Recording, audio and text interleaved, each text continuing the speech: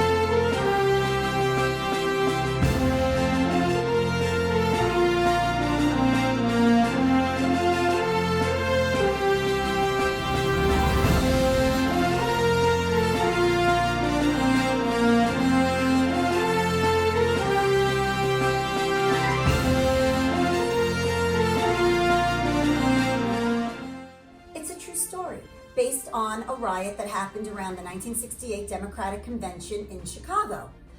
Did I mention it's an Aaron Sorkin movie, so you know the quality's right up there? And it kind of centers on words that Tom Hayden said about blood running in the street. And that brings us to my beautiful cake.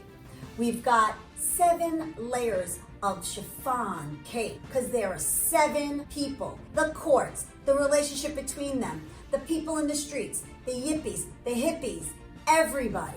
It's a lot. The blood orange icing should be running in the streets because this is amazing, amazing, amazing. You're gonna wanna make this cake right now.